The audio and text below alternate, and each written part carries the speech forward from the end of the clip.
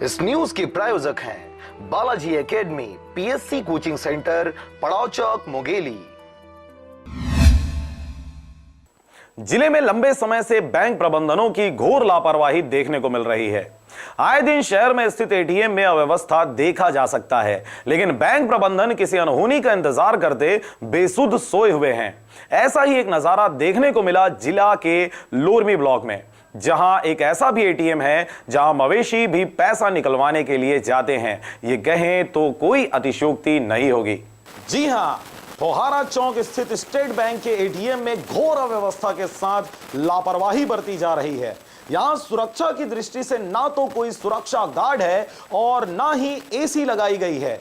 आलम यह है कि मवेशियों ने भी अपना बसेरा यहां बना लिया है और यही कारण है कि यहां आए दिन मवेशियों का तांता लगा रहता है। मवेशियों की उपस्थिति के कारण यहां पर गंदगी का आलम बना रहता है, जिसकी वजह से आम जनमानस इस एटीएम में आने जाने से भी कतराते हैं। लेकिन बैंक प्रबंधक लोगों के साथ किसी अनहोनी घटना होने का इंतजार करते गहरी नींद में सोई हुई प्रतीत होती है।